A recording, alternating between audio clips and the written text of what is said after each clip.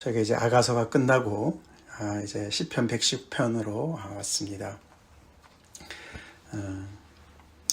시편 119편 이제 우리가 앞으로 11일 동안 말씀을 묵상하게 되죠. 한 편인데 그렇게 굉장히 길죠. 우리가 잘 아시다시피 시편 119편은 성경 전체에서 가장 긴 한 장입니다. 그렇죠? 그래서 사실 한 자리에서 쭉 한 번에 다 읽기도 쉽지 않은 그런 본문입니다. 그래서 사람들마다 어떤 사람들은 시편 119편을 굉장히 좋아하는 분도 있지만 어떤 분들은 이거 되게 길다. 그리고 대충대충 넘어가기가 쉽죠. 그만큼 이제 그 내용이 어떻게 보면 굉장히 비슷한 내용들이 계속 반복되는 것 같고 무슨 스토리가 쭉 진행되는 무슨 맥락이 있거나 무슨 그런 것도 아닌 것 같고 그래서 참 이렇게 한 번에 다 읽기가 힘든 이제 그런 말씀이다. 이제 심지어는 그 주석가들조차도 막 굉장히 혹평을 하는 사람들도 있습니다. 그렇지만 우리 매일 성경 말씀을 통해서 하루에 16절씩 이렇게 딱딱 나눠서 우리가 열하루를 이렇게 묵상을 하면서 이 시편 119편의 그 정말 참된 맛을 우리가 만끽하길 간절히 기도합니다. 네. 이게 왜 이게 기냐면은 176절로 되어 있어요. 그렇죠? 176절로 되어 있는데 한 장이 176절이니까 얼마나 깁니까? 근데 그게 그냥 쓴 게 아니고요. 거기 가만히 보면은 이게 8절씩 나눠져요. 8절씩. 8절씩 나눠져서 그게 그러면 8로 나누면은 22가 되거든요. 그게 22가요. 그게 히브리 알파벳 순서 개수입니다. 그러니까 우리가 영어로는 A부터 Z까지가 있지 않습니까? 그렇죠? 우리는 기억, 니은 이래가지고 희응까지 가지 않습니까? 그렇게 알파벳 순서대로 이렇게 쭉 나가는데 그 알파벳 22개를 하나를 8개씩 친 거예요. 그래서 오늘 1절부터 8절은 제일 처음에 그래서 매일 성경에 알렙라고 써있죠. 알렙. 그게 히브리가 영어로 말하면 A가 되는 거예요. A. 그래서 A로 다 시작하는 절이 8개 절이 나오는 거예요. 그 다음에 B로 시작해서 8개 절. 그렇게 해서 각 그 알파벳마다 8절씩 해가지고 22 해가지고 전체가 176인 거예요. 굉장히 신기하지 않습니까? 사실 이제 이 119편만 그런 건 아닙니다. 이렇게 알파벳이라고 할 수도 있는 답관체라고 알려진 이 시편은 몇 가지 있습니다. 몇 절이 있는데 특별히 119가 굉장히 대표적인 것이고 또 특징이 이렇게 한 알파벳을 8개를 쭉 하고 그 다음에 알파벳을 쭉 8개 하고 이렇게 쭉쭉 나가는 거죠. 그래서 오늘은 우리가 A와 B를 본다 이렇게 생각하시면 되겠습니다. 알레프랑 베트라고 그러는데요. 히브리 말로는 참 왜 그렇게 썼을까? 이제 여러 가지 이제 얘기를 할 수 있겠지만 첫 번째로는 옛날 우리 이제 이 믿음의 선조들은 이거를 이제 암송을 다 하는 거거든요. 암송을. 그러니까 이제 A로 시작하는 쭉 얘기를 이렇게 생각나서 쭉 얘기할 수 있잖아요. 그렇죠? 그러니까 외우기가 더 쉽지 않습니까? 정리가 돼 있으니까. 힘들지만 그래도 조금은 상대적으로 쉽게 만드느라고 암송을 위해서. 또 하나는 이제 뭐냐면은 A부터 Z까지다 이런 표현 하잖아요. 그죠? 그러니까 하나도 빼놓지 않고 하나하나 다 얘기한다. 그런 뜻이 또 있어요. 그래서 이 시편 119편은 율법에 대한 얘기 아닙니까? 그죠? 하나님의 율법에 대한 어떤 그런 헌신을 고백하고 사랑을 고백하고 순종을 고백하는 그런 내용인데 그 율법이 우리의 삶 속에 구석구석 하나도 빼놓지 않고 우리의 삶을 다 그냥 그 안에 정말 이렇게 들어오길 바라고 그 말씀을 하나하나 다 놓치지 않고 순종하기를 원하는 그런 마음들을 또 담은 것이다 라고 해석을 할 수가 있습니다. 그래서 우리 119편 말씀 묵상할 때 하나님의 말씀을 구석구석 우리가 또 살펴보고 또 그만큼 또 그 모든 말씀들이 우리의 삶에 구석구석 또 적용이 될 수 있도록 우리가 기도하는 마음으로 말씀을 받읍시다. 네, 그렇게 이제 이 119편이 진행이 되고 있습니다. 자, 그러면은 우리 이제 1절부터 먼저 8절까지 이제 알렙으로 시작하는 그 말씀 먼저 우리가 잠깐 보겠는데 그 맨 처음에 시작이니까 그렇죠? 아무래도 시작이니까 중요한 얘기를 먼저 다루겠죠. 그래서 1절, 2절이 굉장히 중요한데 그 1절, 2절에 제일 처음에 시작하는 단어가 복되다 이렇게 시작을 합니다. 복되다. 예. 복이 있으며 우리는 한글을 이제 번역하느라고 뒤에 나오지만 원문에는 그게 맨 처음에 나와요. 복이 있다. 얼마나 복되는지 이렇게 시작을 합니다. 그래서 119편은 지루한 시가 아니고 우리에게 복된 길을 가르쳐주는 귀한 시편입니다. 그래서 한 구절도 빼놓지 말고 우리가 차근차근히 정성을 다해서 곱씹어보면서 묵상해야 될 줄로 믿습니다. 그렇게 우리가 말씀을 묵상해야 되죠. 복되다. 누가 복된가 봤더니 여호와의 율법을 따라 행하는 자들이 복되다는 거예요. 그래서 율법을 따라서 행한 자들이기 때문에 행위가 온전하다는 거예요. 그렇게 연결이 되어집니다. 행위가 온전해서 여호와의 율법을 따라 행하는 자들은 이렇게 번역이 되어 있지만 그 순서를 따져보면 그렇습니다. 우리가 어떻게 행위가 온전해지겠습니까? 그렇죠? 하나님의 말씀을 따라서 행할 때 온전해지는 것이죠. 그 사람이 복이 있다. 시편 떠오르는 시편이 있죠? 시편 1편이 떠오르지 않습니까? 그렇죠? 복 있는 자는 그렇죠? 이렇게 시작하지 않습니까? 악인의 꾀를 따르지 않고 죄인의 길에 서지 않고 오만한 자들의 자리에 앉지 않는다. 그래서 이 시편 119편은 시편 1편과 또 굉장히 많이 연결이 되어져 있는 시편입니다.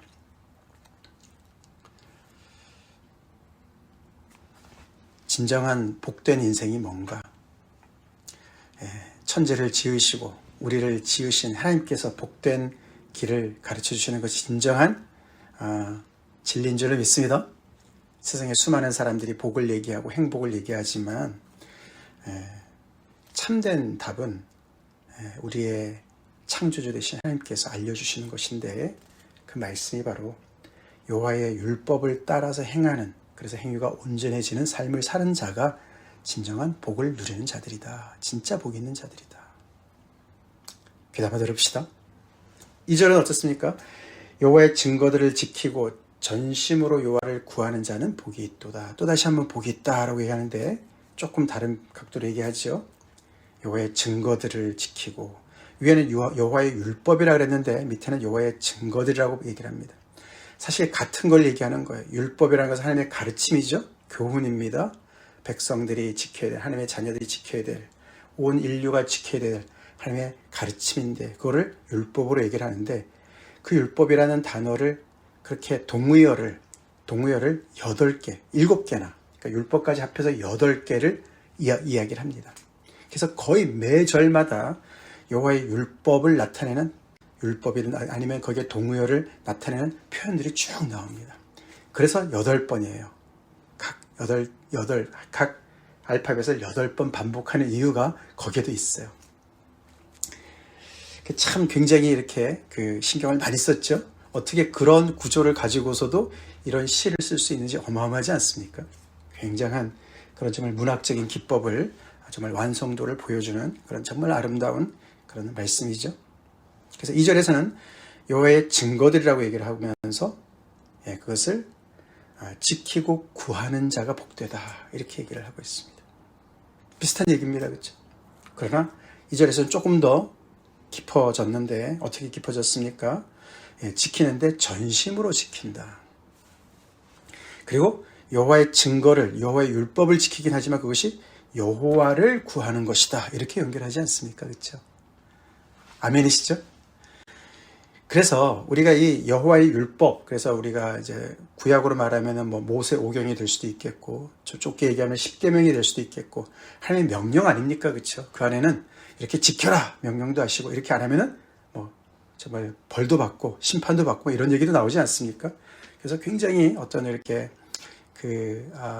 율법과 명령이라는 것은 우리를 이렇게 꽉 얽어매는 어떤 그런 것을 우리가 느끼기가 쉬운데, 그 명령만을 얘기하는 게 아니죠. 규칙만을 얘기하는 것이 아니라 그것이 바로 여호와의 율법이 곧 여호와를 순종하는 것이고 여호와를 구하는 것이라고 그렇게 얘기를 하고 있다는 것이죠.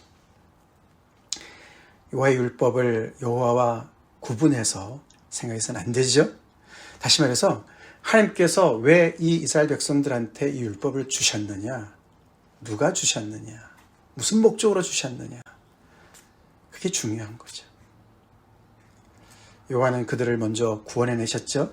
애굽에서 구원해내시고 그들을 광야에서 시내산에서 앞으로 약속의 땅에 들어가서 하나님의 백성으로 어떻게 살 것인가를 생명의 길을 가르쳐 주시느라고 율법을 주셨죠. 그래서 그들이 오직 하나님만을 하나님으로 섬기고 하나님께서는 그들을 백성으로 삼고 그래서 그 안에 언약의 체결을 하시면서 마치 부부간의 언약을 맺듯이 하나님께서 이들과 사랑의 그런 배타적인 그런 정말 언약의 그런 신실한 언약의 관계성으로 들어가는 그런 맥락 속에서 주신 거예요. 다시 말해서 그들을 사랑하셔서 주신 거죠. 그래서 그의 율법을 지키는 것은 여호와를 사랑하는 그런 구체적인 고백이었다는 것이죠.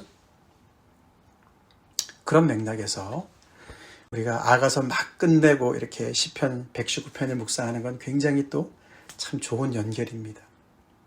우리 아가서 남녀간의 사랑의 이야기 아니었습니까? 그렇죠? 그래서 그 안에서의 어떤 그런 그 정말 배타적인 헌신을 우리가 봤습니다. 봤죠? 예, 그래서 그 안에 엄청난 그런 열정과 사랑과 그리고 영혼, 몸을 다 합쳐서 그렇죠? 오직 그 한 사람에게만 이렇게 헌신하는 그런 신뢰와 충성심을 우리가 봤습니다. 그렇죠? 그래서 그런 것과 이 시편 119편을 연결해 볼 때 하나님의 말씀에 율법에 순종하는 것은 기계적인 순종을 얘기하는 것이 아닙니다. 그렇죠? 이거 안 지키면 벌 받을까 봐 그렇게 우리가 율법을 이해해서는 안 됩니다. 원래 하나님께서 주신 것은 그런 것이 아니었어요. 그들을 사랑하시고 은혜로 구원하신 것에 대한 그리고 그 은혜에 머물러 있도록 하는 하나님의 장치였습니다. 하나님의 선하신 뜻이 담겨있는 그런 뜻이었어요. 그거를 이 시편 기자가 이해를 하고 그렇게 고백하는 거예요. 그래서 이렇게 그것을 행하고 여호와를 구하고 그렇게 하는 자가 복이 있다라고 얘기를 하면서 시작을 하는 겁니다. 자, 그러면서 이게 또 이렇게 보면은 참으로 그들은 불의를 행하지 아니하고 주의 도를 행한다. 여기서는 주의 도라고 얘기하죠. 그 다음에 4절에 내려가면은 그렇게 하는데 주께서 명령하사 주의 법도를 잘 지키게 하셨나이다. 주의 법도라고 얘기하죠. 그 다음에 내 길을 굳게 정하사 주의 율례를 지키게 하소서. 그러면서 자기가 이렇게 열심히 지키는 행하는 것도 얘기하지만 결심도 얘기하지만 또 기도도 합니다. 그렇죠? 이렇게 잘 지키게 해주세요. 제가 변심하지 않고 변하지 않고 이렇게 나를 사랑하신 하나님께만 내가 정말 사랑을 드릴 수 있도록 그렇게 저를 인도해 주세요라고 또 겸손히 하나님께 나오지 않습니까? 그렇죠? 그러면서 이어서 이렇게 왜 복이 있는지 이렇게 사는 삶이 왜 복이 있는지를 그 유익을 얘기하는데 6, 7, 8절에 나오죠. 내가 주의 모든 계명에 주의할 때는 부끄럽지 아니하리이다.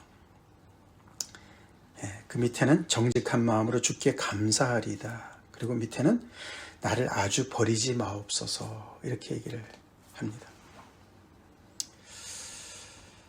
부끄럽지 않다는 얘기는 행위가 부끄러운 행동을 통해서 하나님에게뿐만 아니라 주변의 사람들에게 또는 믿음의 공동체 안에서 이렇게 정말 그 어떤 그런 정말 해를 끼치고 해악을 끼치고 자기 스스로 파멸을 자초할 뿐만 아니라 그렇죠? 다른 사람에게까지 악영향을 미쳐서 그 사회 공동체에서 이렇게 정말 이렇게 내침을 당하는 그런 걸 얘기하는 거예요. 그걸 얘기하면서 나를 아주 버리지 마옵소서라고 얘기를 합니다. 그래서 이 시편 기자는 자기가 하나님의 말씀을 잘 순종함으로 인해서 하나님께 복을 받고 그 사회 공동체, 믿음의 공동체 안에서도 복을 끼치는 사람으로 그 안에서 잘 자리매김을 하기를 원하는 소원이 있는 거예요. 이거는 그냥 개인적인 얘기만이 있는 것이 아닙니다. 여기서 나를 아주 버리지 마옵소서. 아니 위에 보면은 복이 있다고 얘기를 했는데 행위가 온전해서 하나님의 말씀을 쭉 따라온 사람인 것 같은데 어떻게 버리지 말라고 기도를 할까? 이게 어울리지 않는 거 아닙니까? 그렇죠?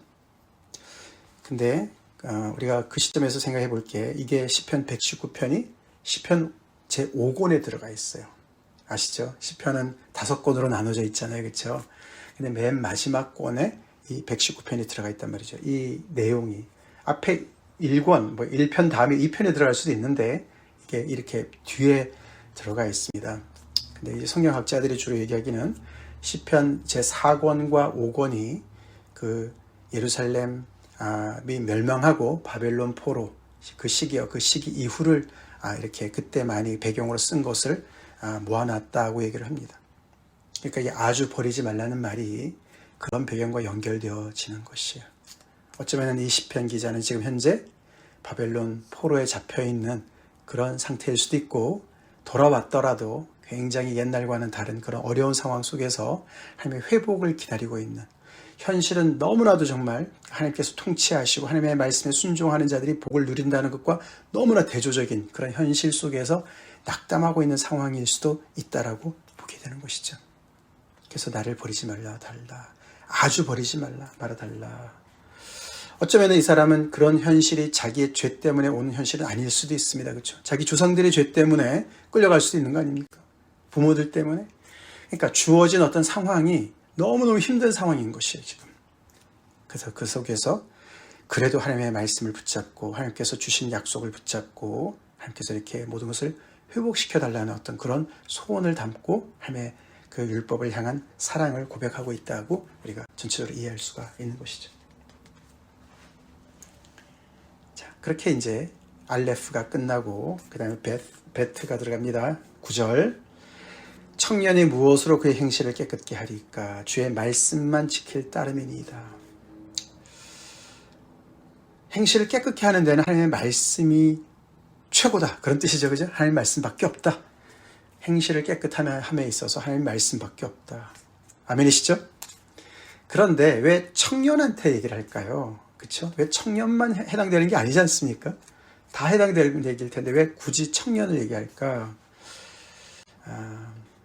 여러 가지 이제 설명이 있지만 제가 볼 때 가장 중요한 것은 그 이어서 나오는 내용을 가만히 보면은 청년 때 가장 자신만만하거든요. 그렇죠? 아직 세상 물정 몰라요. 그래서 겁이 없습니다. 실패를 아직 몰라요. 그렇기 때문에 자기가 원하는 대로 자기 인생이 다 풀릴 것 같은 그런 생각으로 꽉 차 있는 게 청년 때입니다. 조금 더 어리면 그렇지는 않습니다. 그렇죠? 근데 청년이면 뭔가 좀 배우고 뭔가 자기가 하면 다 될 것 같은 그런 착각 속에 있는 게 바로 청년의 때입니다. 그래서 굉장히 유혹에 취약하고 자기 삶의 인생을 결정함에 있어서 굉장히 중요한 시기 아니겠습니까? 그래서 청년의 때를 얘기하는 것 같습니다. 그래서 모두가 다 하나님의 말씀이 필요하지만 청년의 때 가장 필요하다. 하나님의 말씀의 권위 아래 순종하는 걸 배울 때다라고 얘기를 하고 있습니다. 그 뒤에 보시면은 내가 전심으로 주를 찾았사오니, 다시 그렇죠? 말씀 얘기하다가 주를 찾는다는 얘기가 또 나오죠. 주의 계명에서 떠나지 말게 하소서. 내가 주께 범죄하지 아니하려 하여 주의 말씀을 내 마음에 두었나이다. 자기 자신을 주님의 말씀의 권위 아래 두었다고 얘기합니다. 청년이 아까 말씀을 드렸지만 그게 인간의 그 죄의 핵심 아닙니까? 그렇죠? 내가 내 인생을 내가 주인이라고 착각하는 것. 그게 죄의 가장 근본적인 모습이에요. 그래서 내 인생 내 마음대로 살 거야. 나는 자율주행할 거야. 그렇죠? 그렇게 생각을 하는 거예요.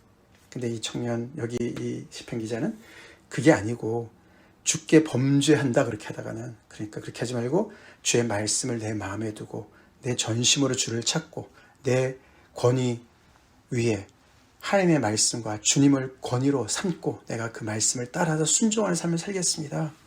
그렇게 고백을 하고 있는 것이죠. 우리 이 말씀 묵상하면서 다시 한번 우리 삶의 권위를 내가 어디에 두고 있는가 살펴봅시다. 정말 하나님의 말씀에 내가 최종 권위를 두고 그 말씀에 온전히 순종하고 사나? 주님이 나의 정말 주인 되시나? 주님 되시나? 그분의 말씀 따라 내가 그 아래서 겸손히 순종하고 있나? 근데 그 순종이라는 것이 벌 받을까 봐 두려워서가 아니라 나를 사랑하시는 분 앞에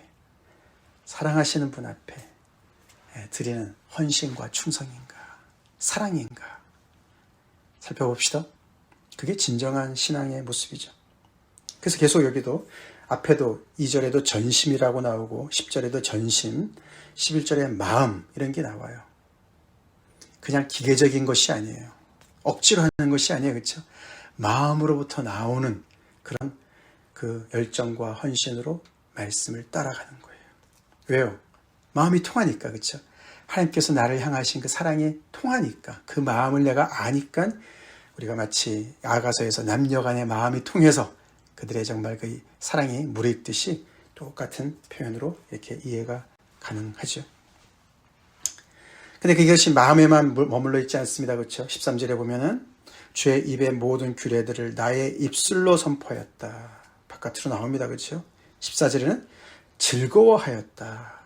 그 즐거움이 모든 재물을 즐거워하는 것 이상으로 즐거워하였다. 얼마나 즐거워하면 그렇게까지 얘기를 할 수 있을까. 그렇죠? 그래서 우리가 시편 119편을 보면은 정말 이 시편 기자가 하나님의 말씀을 얼마나 사모하는지 정말 너무너무 감동이 됩니다. 우리 자신을 돌아봅시다. 내가 하나님의 말씀을 어떻게 대하고 있는가? 하나님을 내가 어떻게 대하고 있는가? 혹시 우리가 이런 감정이 다 빠져버린, 억지로 하고 있는, 기계적으로 하고 있는 그런 습관적으로 하고 있는 것들이 있다면 회개될 줄로 믿습니다. 그리고 15절에는 작은 소리로 읊조린다. 16절에 다시 즐거워한다. 이런 말들이 나오죠. 그래서 사실 119편은 여호와의 율법을 따라서 이렇게 순종하는 삶이 결국은 제대로 잘 살 수 있는 복된 삶으로 인도한다 라는 것을 가르쳐주고 있습니다. 우리 그거 고백하죠? 고백하죠? 네. 자, 그래서 그 안에 생명이 있고 또 사랑이 있고 또 자유가 있어요. 그렇죠? 자유가 있어요.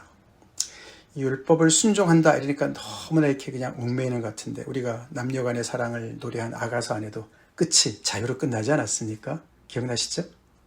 예. 사랑이 속박을 하는 것이 아니죠.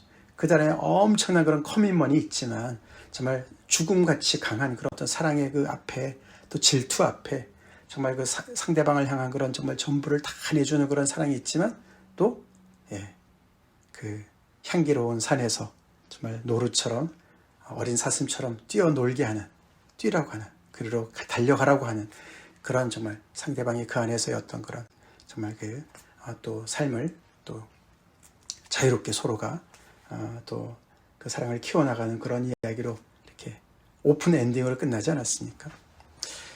하나님의 말씀을 대하는 것도 마찬가지죠. 그렇죠? 우리는 하나님의 말씀 앞에 순종한다. 그것이 신앙생활이다. 이것을 우리가 어떻게 이해를 하고 있나. 다시 한번 우리가 되돌아봅시다. 하나님의 그 사랑 때문에 내가 순종을 해야 맞지. 그렇죠? 벌 받을까봐, 지옥 갈까봐, 혹시 나한테 무슨 잘못된 일이 생길까봐 눈치 봐가면서 정말 잘못 안 것이죠. 잘못 들어간 신앙입니다. 그렇죠? 우리 하나님의 이 선하신 의도를 잘 알고 하나님의 그 사랑의 마음을, 우리를 향한 정말 그런 그 주님의 사랑의 그 마음을 우리가 온전히 받아들이고, 그래서 우리의 마음이 열려서 정말 화평케 하는 자, 그 우리에게 화평을 주시기 위해서 오신 주님의 마음을 잘 샬롬을 받아서 우리도 정말 성숙한, 누가 뭐래도 나는 이 하나님을 사랑합니다. 옆에서 뭐 오빠들이 뭐라 그러고 말이죠. 그쵸? 뭐라 그러지 않습니까? 주변에서, 아가서에서도. 그쵸? 근데 이 여인이 딱 그러지 않습니까? 나는 이 사람을 사랑해서 내가 결혼하는 거야. 내가 주님의 이 사랑 때문에 내가 주님을 섬기는 거야. 죽기까지 난 주님만을 섬기는 거야. 그렇게 고백하는 저희들 되길 간절히 기도합시다. 기도하겠습니다. 하나님 감사합니다. 5월 들어서서 저희들에게 또 시편 119편을 또 아가서 말씀과 이어서 이렇게 또 허락해 주신 하나님께 감사드립니다. 하나님, 이 말씀을 우리가 차근차근히 묵상하면서 무엇보다도 먼저 하나님께서 우리를 향한 그 정말 아버지 구체적이고도 온전한 그 사랑을 더 깊이 우리가 묵상하며 이 말씀을 따라 묵상하게 주님 도와주시고 하나님의 그 사랑이 깊은 것처럼 구체적이고 온전한 것처럼 저희의 순종이 더 구체적일 간절히 기도하옵고 우리가 하나님을 사랑하는 것이 말씀을 순종하고 하나님의 계명을 따라서 순종하는 삶으로 구체적으로 이어지길 간절히 기도합니다. 그 안에 하나님을 사랑하는 마음이 더욱더 자라게 도와주시고 그래서 더욱더 우리가 복된 삶으로 삶이 이어지길 간절히 기도하오며 그런 또 귀한 공동체가 계속해서 더 잘 서갈 수 있도록 그렇게 우리가 정말 말씀에 순종하는 그런 믿음의 어른들로 주님 정말 자리매김할 수 있도록 인도해 주시옵소서. 감사하고 예수님의 이름으로 드리기 돌려옵나이다. 아멘.